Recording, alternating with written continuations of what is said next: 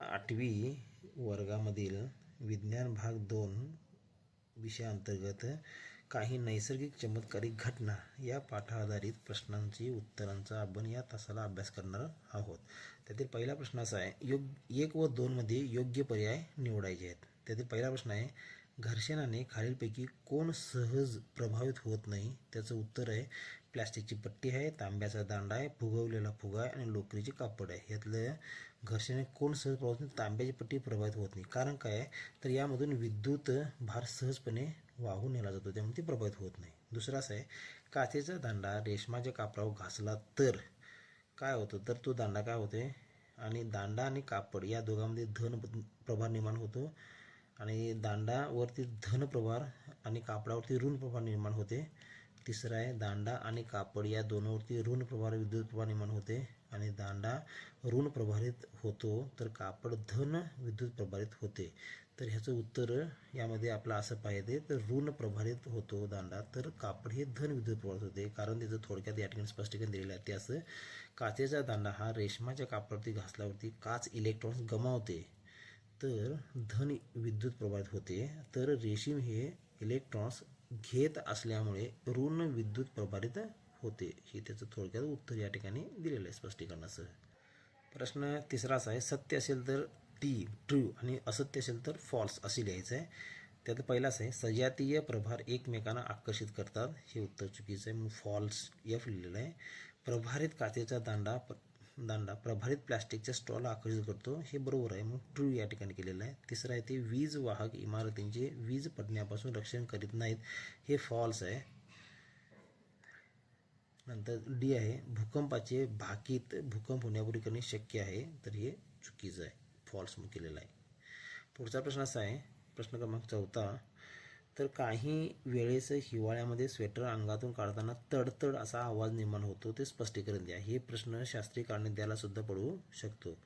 तर त्याचं उत्तर असं आहे, कधी कधी हिवाळ्यामध्ये स्वेटर अंगातून काढताना घर्षणामुळे स्थिर विद्युत निर्माण होते. स्वेटर आणि शरीराच्या कपड्यामध्ये घासल्यामुळे विद्युत प्रभार साठतो. स्वेटर काढताना हा प्रभार अचानक मुक्त होतो, म्हणून तडतड असा आवाज निर्माण होतो. पुढचा प्रश्न असा आहे, विद्युत प्रभारित वस्तूला हाताने स्पर्श केल्यास ती तिचा प्रभार घालवते, याचे कारण काय? याचे स्पष्टीकरण काय? बघा, विद्युत प्रभारित वस्तूला हाताने स्पर्श केल्यावरती विद्युत प्रभार मानवी शरीराकडून जमिनीकडे वाहून जातो आणि मानवी शरीर विद्युत वाहक असल्यामुळे प्रभार टिकून राहत नाही, त्यामुळे वस्तूवरील स्थिर विद्युत कमी होते किंवा नष्ट होते, म्हणून तिचा विद्युत प्रभार घालवतो.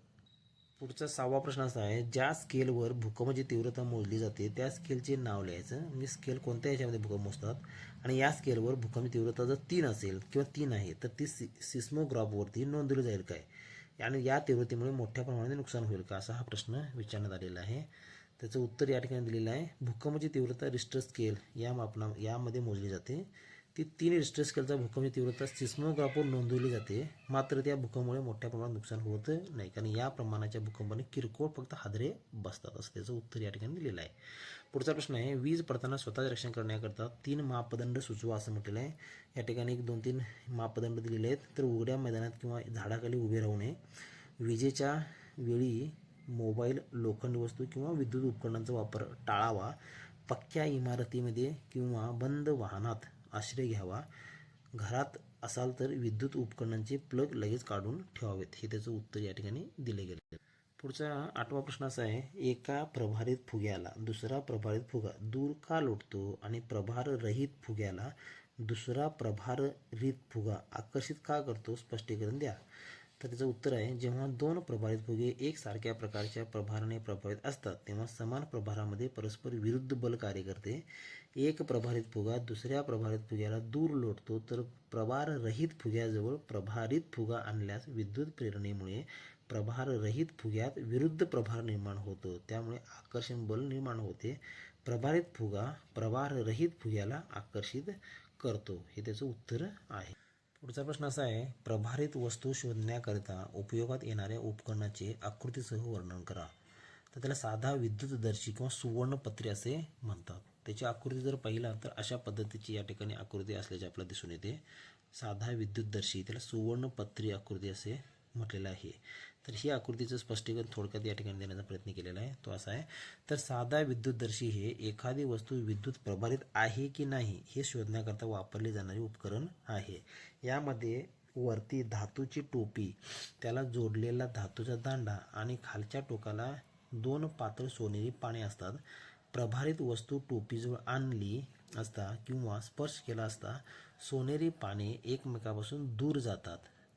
पानामध्ये होणाऱ्या या विभाजनावरून वस्तू प्रभारित आहे हे ओळखले जाते. या ठिकाणी वरचा पुठ्ठा आहे आणि या ठिकाणी सुवर्णपत्रीचे 2 भाग आहेत.